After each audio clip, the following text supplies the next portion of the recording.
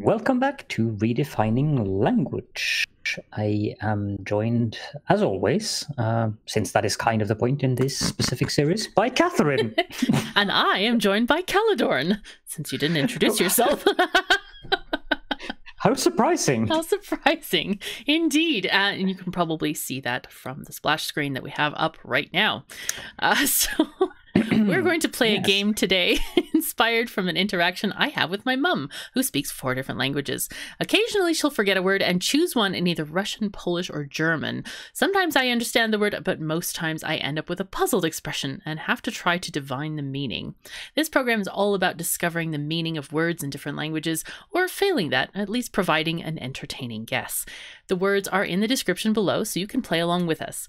All of this program is improvisation. I haven't seen the word list and do not know what Caledorn will present me with. Nor does she use the dictionary. No, I don't.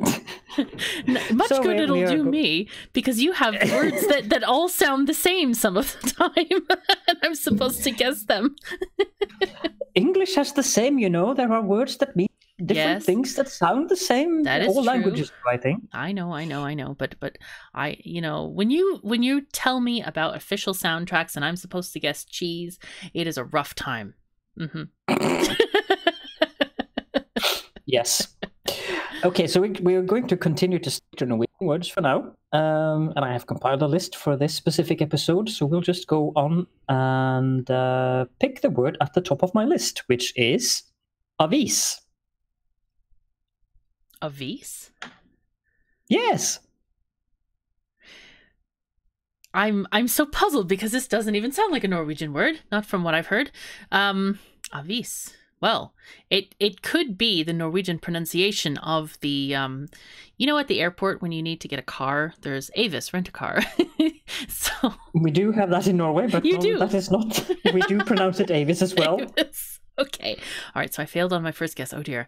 Avis. Is it one word or 2 words? Is it a phrase? One word. Right. I thought it would be like French avis, like. No, it's not vis-a-vis. Vis-a-vis. Yeah, like this. No, avis. It could be about vision or visibly things. Visibly things. You see what this program has done to my brain here. Visibly things. I like this. Things you can say. Oh, we forgot to do a program where I talk in a funny accent. Oh dear. Oh my god. Avis. No, I'm going to go with something related to a vision or visible or those things. Well, you can get a 1/4 point for that because you're probably on. Yes, you're probably onto something there. What it is a newspaper. Oh, I don't think I deserve the 1/4 point. Well, visibility is part of the thing about a newspaper, so that's probably where the word comes from. I can always look it up. I think I had this etymology thing going on here. Let us see. Avis. That's an interesting word. I don't think I ran into that. I don't think there are newspapers anymore in Norway, are there? Do you have any? Or is it all electronic now? Of course we have newspapers. Well, I don't know. We're not some kind of backwards country. No. I think you think of many other places as backwards countries because some of us have fax machines. Yes. Yes. I know. Aware of this. I thought you were well beyond newspapers. Where you're at. I mean, so maybe the words would go into disrepair and then they'd have to go into the old words home and be taken care of until they finally die a peaceful death, slip into obscurity, that sort of thing. Right. So it is borrowed from Old French, avis from Latin visus, and it means opinion, piece of advice, or notice. Ooh, okay. That makes a lot of sense. Cool. Does. So no 1/4 point for you anyways then. Thank you very much. Anyways, next word. The next word is Lommeur. Right. Lommeur. No, not lumme. Lomme. Lomme. Lommeur. Lommeur. No, you're doing the U and the O different. it is first O and then it's a U later, so it's Lommeur. You would have loved to see my expression just now. Dear God. Oh dear. Right, we had the in the previous. No, we didn't. No, we did not. That was Ur. That was Ur. Yes. Which is why I am very specifying that, very much going ahead and doing a specification that it is not Ur, it is Ur. Lommeur. Lommeur. Ur. I gotta get my urgs going faster. Oh dear. Right. I have no idea what I'm gonna guess a candle. That's the first thing that comes to my mind. But because of lume is like illuminate, lumens, light. Yes, but that's why I'm trying to explain to you that it isn't it's not a U there, it's an O. Lomme. It sounds like a U. Are you sure? Because it sounds like an O. I mean, it sounds like a U. So it's no. Lomme. Right. If you're going to insist on this, then the closest word that I can think of is a loam, like grass, like a lawn. I sense this is not correct, but we're going to keep on going this way because I can't think of anything else. And the is, you know what I used to do? Oh my God, it used to drive me crazy. We used to have lots of grass when we used to live in Houston, and it's a very, very kind of tropical, subtropical area. And oh my God, but you still had to fertilize it, right? So you have this very thick loam of grass, and you would have to fertilize with the fertilizing machine. It would spin the things around, and the pellets would shoot out in all directions, and it was kind of fun for a bit, and then it got really hot because it's like, 100 degrees Fahrenheit, 40 degrees Celsius, that kind of thing. Very unpleasant. So I'm thinking this is a fertilizer spreading machine. That's my guess. No? Or it could be a pocket watch. A pocket watch? Oh dear. So which part is the pocket and which is the watch? Lomme is a pocket, Ur is a watch. Right. I'm going to take care to wear things without pockets so I don't have to explain them. Oh dear. Next word is Drue. Right. There are many words that come to mind when I hear this word. Drue. Drue. Drue. Right. Well, the thing about this word is there are quite a few sort of references that I have swimming in my head, and I'm sure they're probably not correct because it sounds kind of a very dreary word. That's the first thing that comes, like you can imagine the rain coming outside and like really deep purple curtains on the window and sort of people lying recumbent in a sedan, sort of feeling sorry for themselves, and there's a dreary sort of fashion. This is the opposite of koselig. You know what I mean? It's like this very unhappy situation where it's purple all over the place. Not the good purple. It's the sort of a little bit reddish, faded kind of gray purple, with the rain pattering at the window outside. Tap tap tap tap tap. And that's what the word brings to my mind. Is that close to right? Yes. No. No. What could it be then? I have no idea what it could be. A grape. A grape. I was right on the purple part. It's fine. Yeah. I said purple.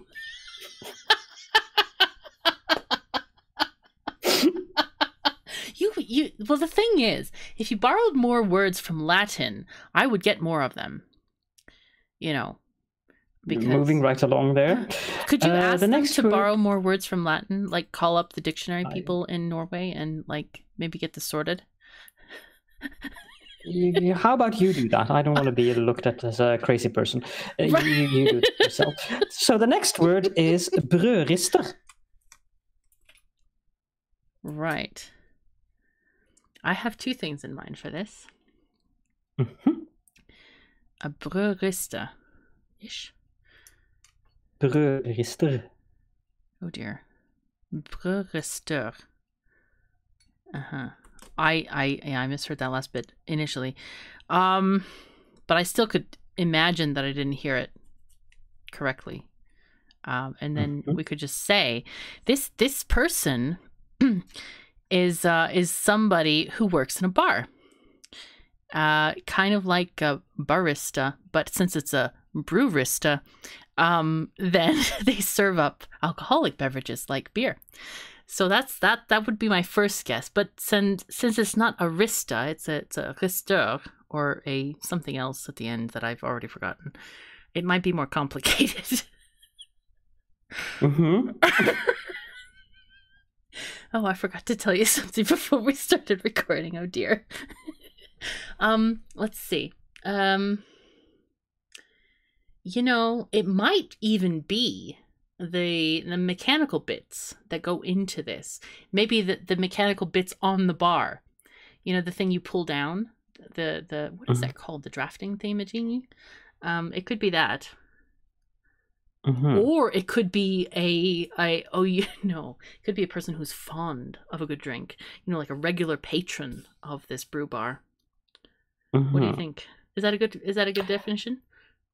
I think it's a toaster, but your definitions are all quite good, I must admit that. Okay, so how does that work in Norwegian? What's the breakdown of this?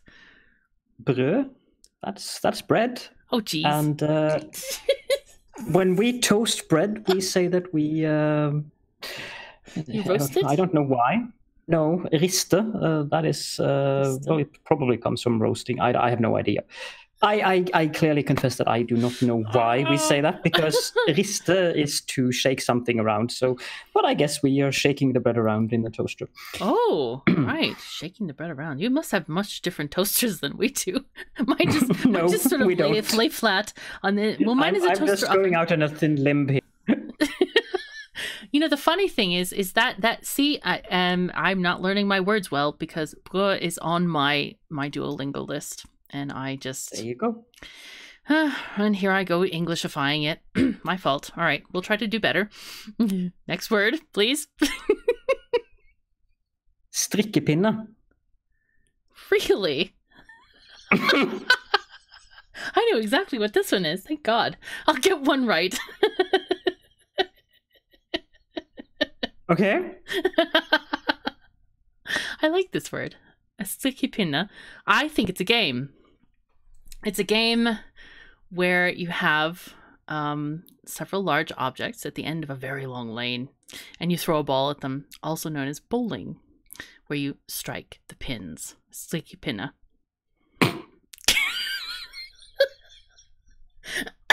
I think it's absolutely correct, but it's probably not. Judging from your reaction there, it might be something. Cats, do you have any ideas? Of course, they can't hear. For your handy information, we also call bowling in Norwegian. Really? We haven't Norwegianified that. However, the word strikkepinne, that's a knitting pin. Really? Oh dear. You know what? I do regret not going to the knitting shop. I missed that. I thought I would be too tempted with stuff, as I always am. I always like to buy balls of yarn, and they had fabric. Oh, the fabric they had there. Did you see the fabric in the window? It was very lovely. I should have gone in and asked after knitting needles, because it would have been nice. Moving right along. Right. The next word is Nyhet.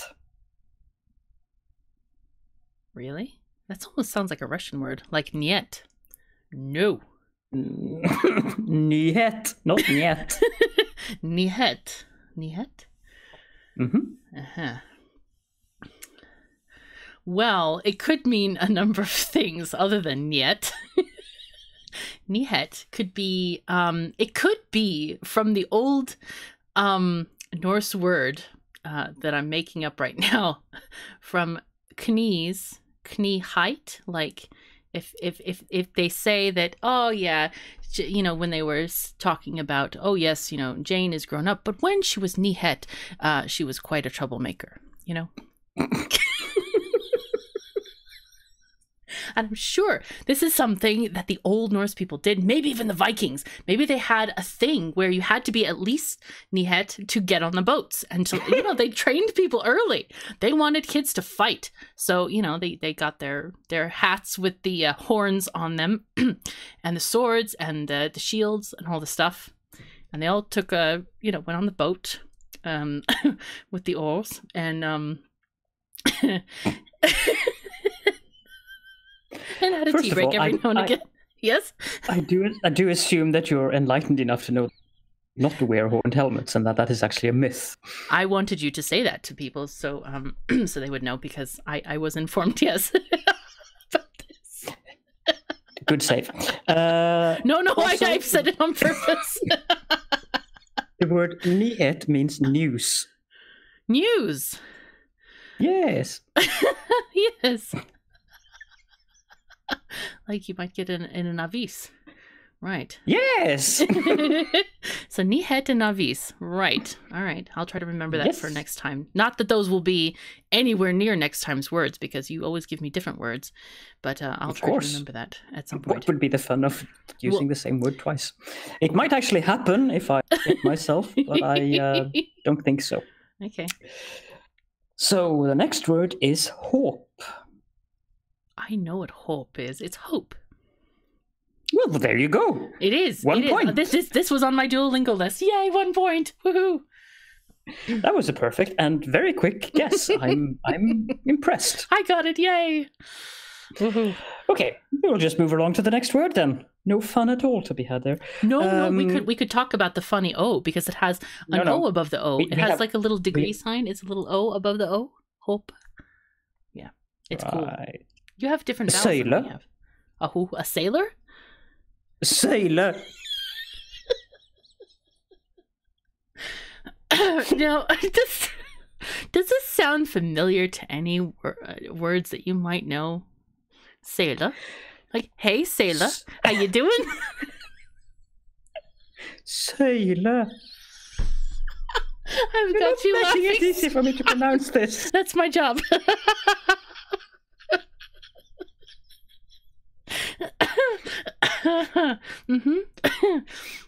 Right. Well, I think you're gonna know what I'm gonna guess.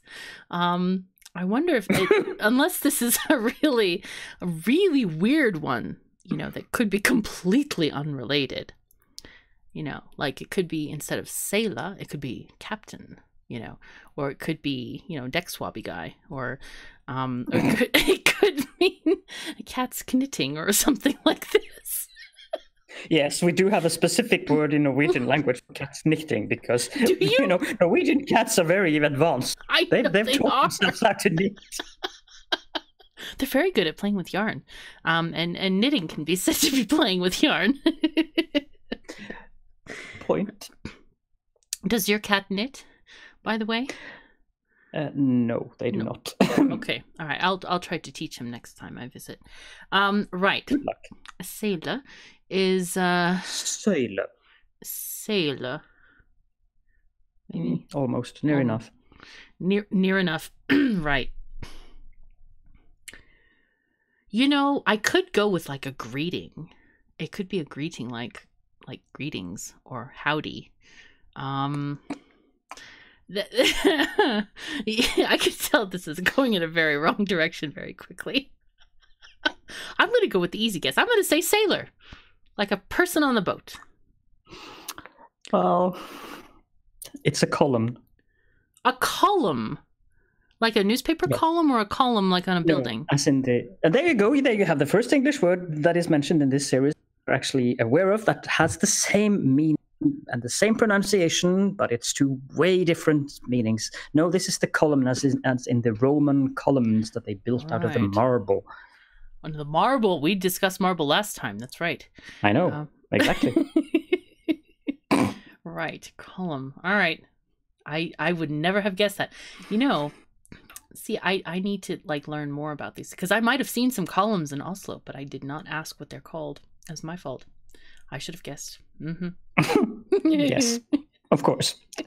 Okay, so the next word is stekepanne. Are you sure you want to give me that word? Yes, quite certain. Stekepanne? Stekepanne. Oh, that was actually bad pronunciation on my part. Stekepanne. Right. Stekepanne. Right. You know, there's a funny word that comes to mind, a definition. I might have to use that one. I feel like panna is in my head somewhere, that it means something, but I don't remember what it means. I have to send the search party up for it again. But if we go with funny... Oh, what? You know, take candle. You take... Indeed. No. Again? No, yeah, again. It's a rough time. Well, they might take candles this time. Maybe they'll take they'll take the candles. And maybe they're taking some sniffing cats, because cats can find stuff. Like, they're really good at finding things and catching it. I'd probably use dogs. I know you would use dogs, but I would use cats because they're really good, especially at catching those slippery words that might slip right through. They're so fast. They can grip stuff. Like a mouse. Have you ever seen a cat catch a mouse? It's very impressive. It's like... The thing about the cats is that they are usually very disinterested in anything that doesn't benefit them, and I don't see how helping you find a word in your brain helps a cat. My cats are very loyal, especially Eleonora. She would go with me. She would find it. Yeah, she anyway. So Stekepanne is a word that I should know, but we're gonna go with the funny thing, and I think it's dinner of some kind. You know, where you have a steak with a panettone on a side. You know, or bread. You know, isn't pain bread in? Yeah, it is in French. Pain. It's spelled very different than you would spell it in Norwegian, for sure. But it could be a steak and bread dinner. Like here we would have steak and potatoes. I mean, that's the traditional, you know, American diners sort of thing. Not that we even have diners anymore. We're only backward enough to have fax machines, but the rest we're fine with. So yeah, we're gonna have to go with that. It's a frying pan. Oh God, I think I knew this one as well. Yeah, really a pan, Yes. Pan. Yes, for the pan. Yes. Oh God, I despair of ever learning Norwegian, but I am doing my best. Oh dear, I hope I need to get some like brain working things happening. I need a brain transplant, possibly. We'll see. Anyway, all right, next word. Well, now, just a short breakdown of the word, since it's two words. Å steke is to fry something. Could also mean something else, I think, but I don't remember exactly. And then panne, that is a pan. Thank you. Could also mean a forehead. Now, are those two objects linked, as in like the cartoons where people run around hitting each other with frying pans on their head? No, I'm afraid not. But it's a good suggestion for why we have the same word, same two things. So the same. So panne or stekepanne is forehead. No. Panne is both a pan and a forehead. Right. That is a most interesting, conglomeration of thingamajiggies. Okay, so the next word is Søye. You love giving me these kind of words. Yeah, Søye. This one is actually from Jael. Oh, this is the bonus word. Right. Oh dear, I feel like I probably heard this word. He probably taught it to me, and I can't remember. I remember about the train station. I wish it was a train station question, because I know that one. Yes. Right. Søye. I know that sounds... You know what? I might have a wild guess here. That it has to do with a particular kind of sauce. Like soya sauce. Since we were talking about various kinds of like Japanese foods and things. But I, from your reaction, I don't think that's probably the right guess. Yes. So yeah, it probably means something to do with the metro or the subway, like exit or something. But I don't remember. I don't remember. But the word sounds familiar. Do you know the word? If I know the word, yes, of course I know the word. It's a Norwegian. I know. I'm submitting my guess to you. That was my sort of subtle way to say I don't really know what it is. Oh well. I'm actually quite puzzled that you didn't accuse me of being naughty, since I used the word Søyle earlier, and now I just the L and Søye. Well, I heard the difference in pronunciation, so I thought that there was no extra naughtiness involved. Okay. I mean, I could accuse you of more naughtiness if you like that sort of thing. Do you No, it's fine. It's a female sheep. Okay, I definitely don't know what the heck that is. No, I mean, I know what a sheep. What a sheep is. I hope you know what a female. I don't remember here. Well, I'm pretty sure I heard that word, but I don't remember talking about sheep at any point. But maybe I forgot. I don't know. Right. Okay. So I think the English word is you. Yes, You. you. Yeah. You. That is quite correct. You. I like that definition of it. You, definitely. That is what I feel about sheep's meat. So you is definitely correct. Okay. Brace yourself. Oh, I thought we were at the end. Oh dear. No. Brace yourself. We have the bonuses before the end part? Oh my. Yes, because the last word could be quite amusing. Is this the last word? Yes. Oh dear. Are you sufficiently braced in your chair? No. I need more time. I need Kat's help, please. Go ahead. Sikkerhetsoppdatering. Uh-huh. Well, you'll have to say that one again. I assumed as much. Sikkerhetsoppdatering. Uh-huh. There are many parts to this word. I can tell right away. I can't even remember the beginning of the word when I get to the end. I know there's an opdatering at the end. And I think is it Sikkerhetsoppdatering? Yes. Right. I know that this is going to have one of those like really simple definitions that you just kind of break the word apart, chop it up into pieces, and then you can like match them to proper words. But I don't happen to know the matching words.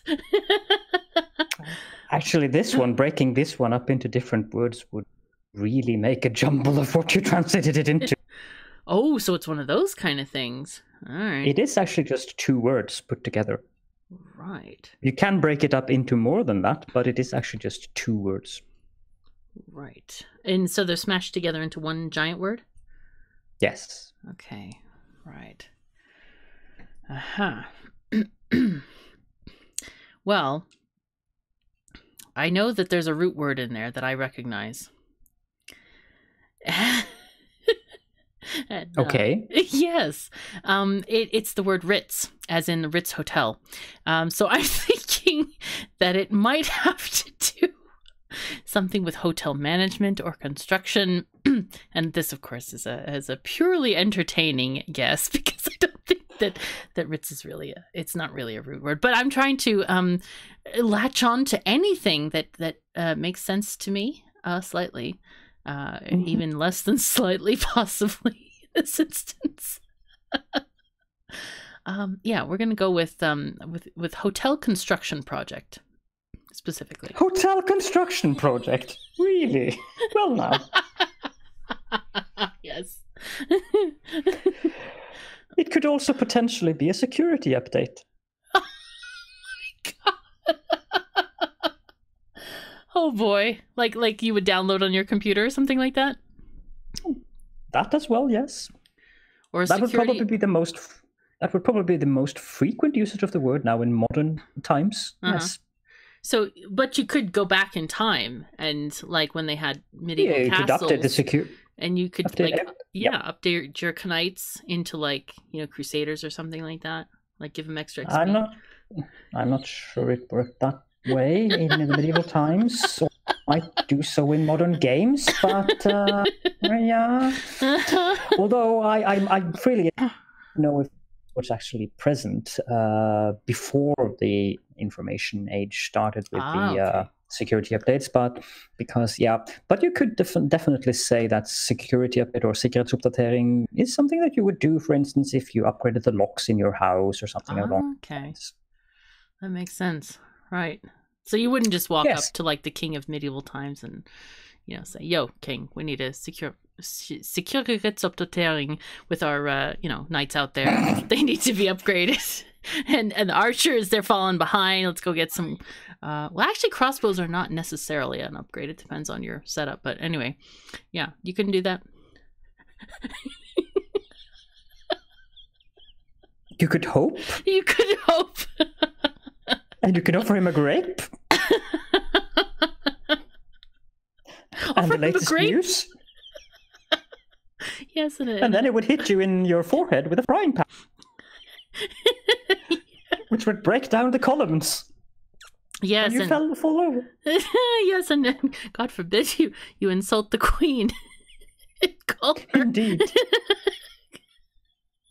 On that note, thank you all for joining us.